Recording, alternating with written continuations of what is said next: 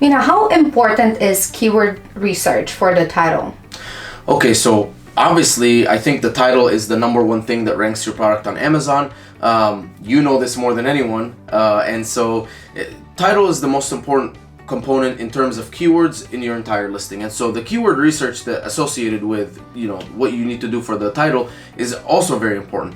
Now the way I go about keyword research for my title, bullet points, whatever, it's very, very simple, and I use Helium 10. Helium 10 is a very, very powerful software, and they do have a lot of good features in the software. So what I do is I type in my main keyword, and sometimes you might not know what your main keyword is. So just type in your main keyword and then look at the top competitors and then look at their titles and try and see what is that first keyword that appears in the title.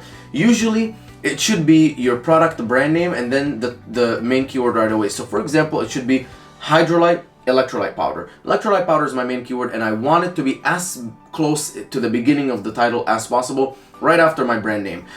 The reason is Amazon indexes that very, very, very high, and if electrolyte powder is my main keyword, you want that to be right at the beginning of the title. But sometimes you might not know. You might say, is like color changing floor lamp my main keyword? And I'm like, I don't know, let's look. And then you type that in, color changing floor lamp, and you look at the top 10 listings that actually are like what your product is, and you see what the first keyword that they mention is. So once you have that, you go in, you type that into the search. We're assuming it's going to be the same as, because you're knowledgeable enough about your product, it's going to be the same. So you type that into search and then you get 10 keywords. If you use the Helium 10 X-ray, it'll tell you right away the BSRs of all those products. Get the 10 products with the lowest BSRs on the first page, which means that they're the best sellers or the most competitive products out there for that product. And don't get anything that's not very related to your product. So if you're selling like a color changing floor lamp and then there's like a non-color changing one, don't include that in there, even though it shows up. Take all of those. You want to go into Helium 10 Cerebro. Once you're in Cerebro, you're going to copy those 10 ASINs, and again, the Helium 10 Chrome extension and X-ray make it super easy to copy that. You copy those 10 ASINs, put them in Cerebro. You search for the keywords, and then once the search is done, you'll have like 27,000 keywords or whatever. Click on advanced filters, and on the left, bottom left, they'll see ranking competitors, and click 9 for the minimum. So it'll be 1 minus the number of ASINs that you put in the search. Because if you put 10, then it'll give you 0 results. If you put 9, it'll give you... So basically what it does is when we do the reverse ASIN lookup on 10 products, it gives you every single keyword that every single one of those products is indexing for. So if ASIN 1 is indexed for 1,000, ASIN 2 is indexed for 1,000, it'll give you 2,000. ASIN 3 is indexed for 1,000, it'll give you 3,000. So we don't want what everything they're indexing for is.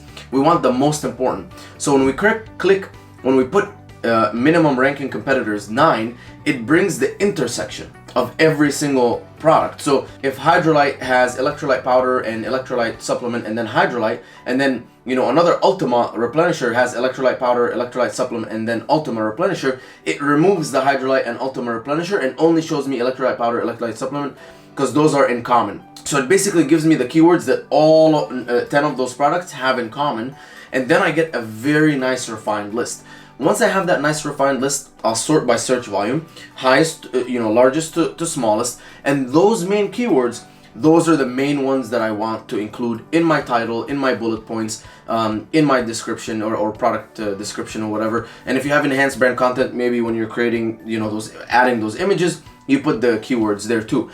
Obviously in the back end, keywords, don't do subject matter. Subject matter is not being indexed anymore. So just where it says search terms in the back end, you want to put them there too. And so once you have that list, you can consider it your golden list, and that's like the main keywords that you need to focus on. And you take those keywords, the high search volume one that is very relevant to your product, and generally all of those keywords will be very relevant to you because you basically got the keywords that are in common with 10 different products. So the weird ones, like for example, sometimes when I like do a reverse ASIN lookup on one product, it'll be like an electrolyte powder but have like vitamin C or like party supplies, and I'm like it's so weird. Sometimes there's like one-off things that happen, but when you do the intersection of all 10, you get really relevant keywords. And if one of them isn't relevant, just delete it. Focus on the relevant ones, and then use those keywords as early on in the title.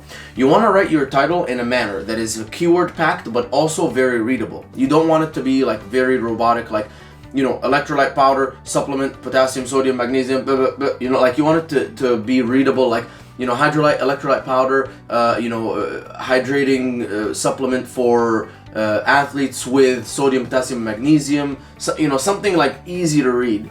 And so that's how you want to write your title. In the description and the bullet points, make sure that you stress those main keywords multiple times, because the main keywords will rank the most, and the more that you mention them, like mentioning them once in the bullet points versus mentioning them 5 times in the bullet points makes a difference. So make sure that you repeat the main one multiple times, and then that's pretty much how you should be looking at doing keyword research for your product, how to write the title and the description and the bullet points. How important is it to have your brand name in the title? Very important, because number one, you will eventually be searched for by your brand name. If you don't have a brand name in your title, no one will ever look for you. And I know some people might be thinking, man, but I don't have a brand, like no one's looking for my product. And I used to think that too, but people do actually look for your product. If someone just sees you once from PPC and is like, you know what, that hydrolyte product, like I liked it, like I'm just gonna get back to it later, and they type in hydrolyte and they can't find you because you don't have a brand name or anything like that, or you're impossible to find, you're gonna lose on so many sales. So having a brand name in the title is incredibly important, and I believe that Amazon requires it. Now, is Amazon enforcing that it's there? I don't think so, but Amazon does technically require it, and I think it's incredibly important because you establish that name that anyone can search for you. And even now when I run PPC, I am getting a lot of sales from people searching for hydrolyte electrolytes or MMA nutrition electrolytes and things like that. So people are looking for me with my brand name. So if you might think, no one's gonna be looking for me, I just started. Yeah, maybe not initially, but they will eventually look for you. And don't think that you removing that brand name initially is going to give you like a crazy boost in ranking because you have more keywords earlier on. It's exactly not. That's what I see a lot, and that's Yeah. what a lot of sellers ask, and this is very good. Thank you. Awesome.